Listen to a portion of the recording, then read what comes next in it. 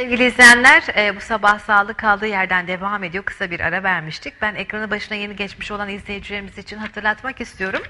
Bugün öksürüğü konuşuyoruz ve bu konuda çok değerli bilgilerini bizlerle paylaşan değerli hocamız Celal Üniversitesi Göğüs Hastalıkları Alerji ve İmmünoloji Anabilim Dalı'ndan doçent doktor Ayşe Aktaş bizlerle birlikte değerli bilgilerini bizlerle paylaşıyor.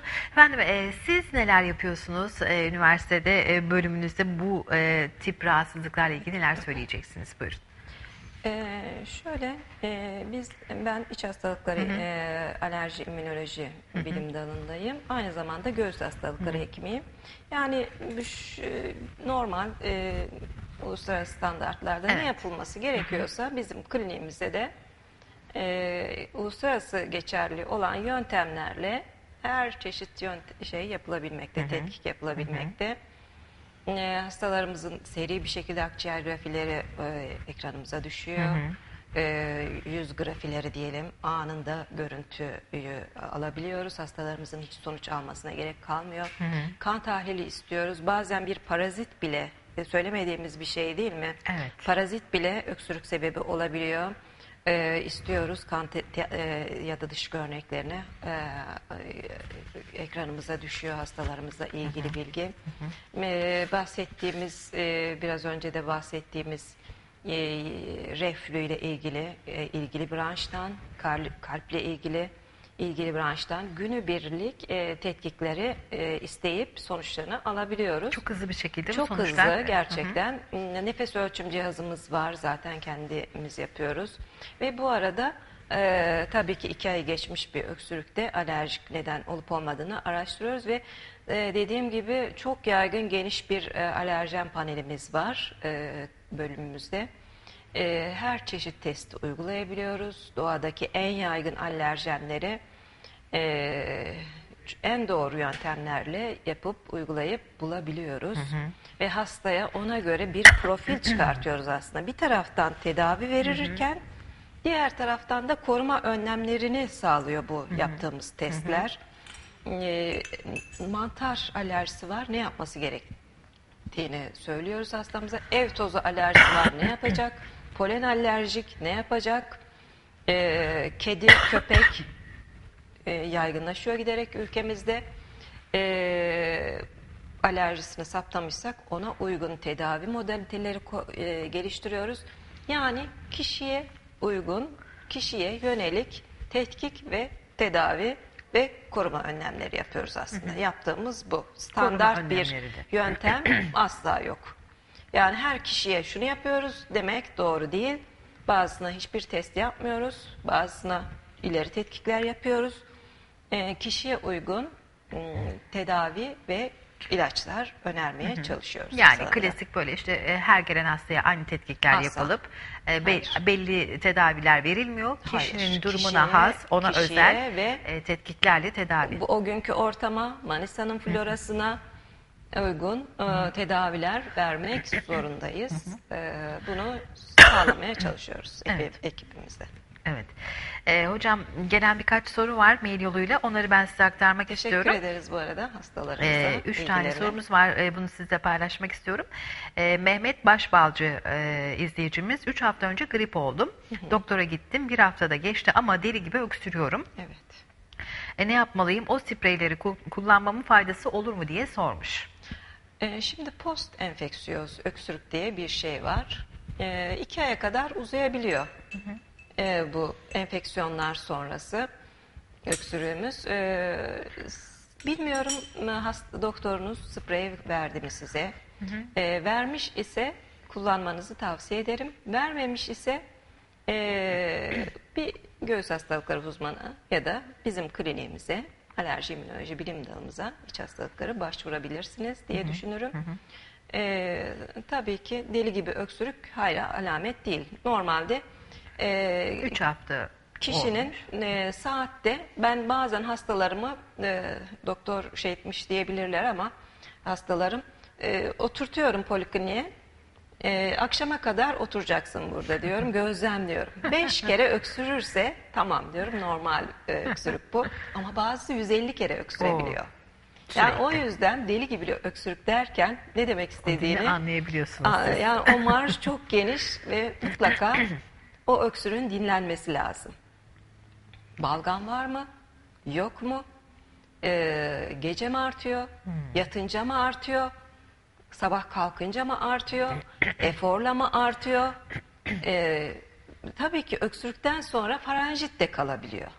Basit bir faranjit bile kişiyi orada öksürmekten dolayı damarlar biraz travmatize oluyor ve daha dış faktörlere uyarır hale geliyor. Faranjitin tedavisiyle hastamız rahatlayabilir ama dediğim İlk gibi olarak, bir hekime başvurup Evet, bu öksürüğün tanısı tam natürünün olarak konması ortaya konması gerekiyor. lazım. Evet, spreyleri dizayn edersen burada görerek hani doktorunu Evet vermiş. yani kafamıza göre diyemeyiz. Çünkü çok fazla miktarda ve kişiye uygun. Evet.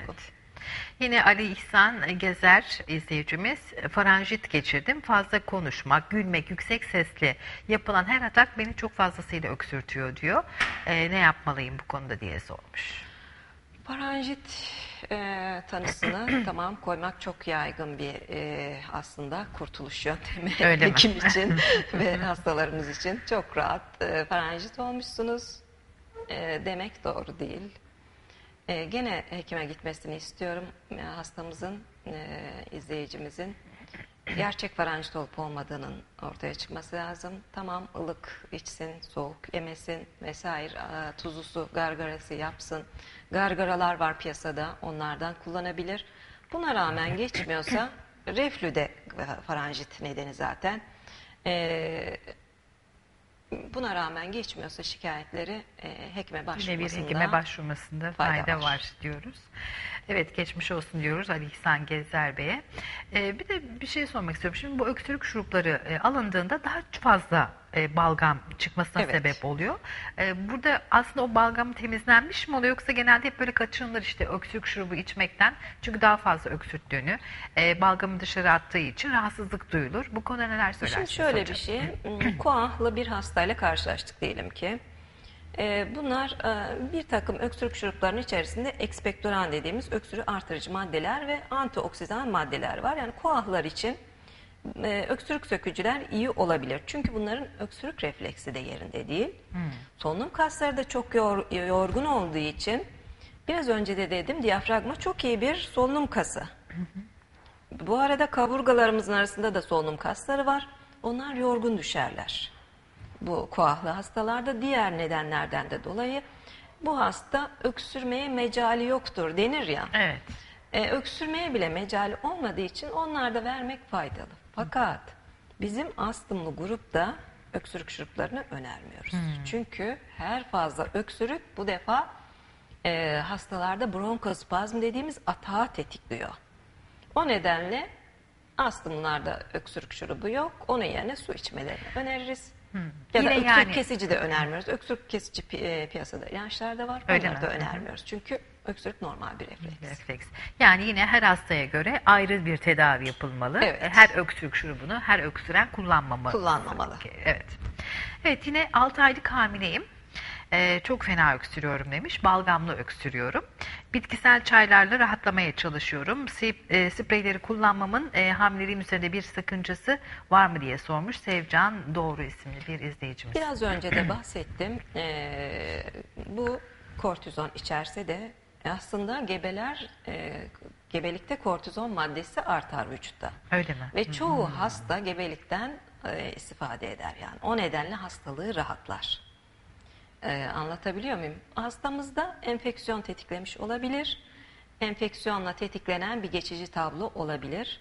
Spreyler 3 aydan sonra normal kişi gibi kullanabilir. Zaten dediğimiz gibi kana son derece düşük geçen artı yan etkisi olmayan ilaçlar Bebek diyebiliriz. üzerinde hiçbir yani etkisi Hayır. olmayacağı gibi, hem hamile olduğu için belki öksürmesi sakıncalı da olabilir. Tabii yani hamilelikten antibiyotik dolayı. başlanabilir. Uygun antibiyotik, uygun spreylerimiz var tabii. Gebeye uygun. Ha, gebeye uygun. Gebeye Evet. uygun herhangi birisini demeyiz. Belki de kullandığı şeyi değiştirmesi gerekiyordu. Değiştirmesi gerekebilir. Gene bir göğüs hastalıkları uzmanı ya da bizlere, alerjistlere de başvurabilir. Başvurabilir.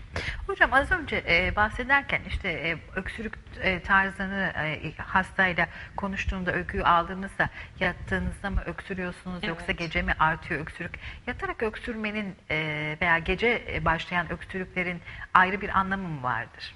Şöyle biraz önce de bahsettik. Sabaha karşı öksürük şeyde astımın belirtisidir. Yani kortizon miktarı sabaha karşı en az. Düşüyor. Biz de aslında eksik olan ilacı vermeye çalışıyoruz değil mi? Hep kortizon Evet, diyoruz. kortizon. Bunlar semisentetik şeyler, modifiye. Astım lehine bulgudur. Ama mesela hasta kalp yetmezliğinde yatamaz o hasta. Yatınca öksürüğü ortaya çıkar. Ya da reflü yatınca ortaya çıkar. İlla ki onların yatak Yüksek. başlarının yükseltilmesini o nedenle isteriz. Ama astımda öyle bir şey söz konusu değil. Düz yatar hasta ama sabaha karşı öksürük kriziyle kalkar.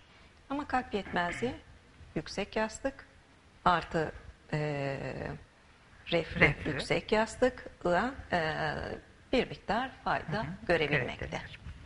Evet hocam, çok teşekkür ediyoruz. Ben teşekkür çok güzel, ederim. çok değerli bilgileri hiç duymadıklarımızı bizlerle İnşallah paylaştınız. faydalı olmuştur Mutlaka çok faydalı izleyicilerimize. olduğunu düşünüyoruz biz.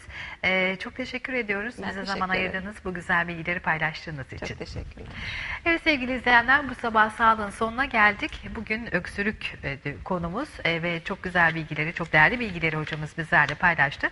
Kendilerine bir kez daha şahsım ve sizler adına teşekkür ediyorum. Hocamız Celal Üniversitesi Göğüs Hastalıkları, Alerji ve İmmünoloji İç hastalıkları da aynı zamanda Alerji ve İmmünoloji Anabilim Dalı'ndan doçent doktor Ayşe Aktaş Profesör. bizlerle ilgili. Profesör mü hocam? Bunu hep hata yapmışız o zaman. Bize gelen yanlış bilgi olabilir. Çok özür diliyoruz, kusura bakmayın. Profesör Doktor Ayşe Aktaş bizlerle birlikteydi. Yarın sabah bu sabahta görüşünceye dek şimdilik hoşçakalın.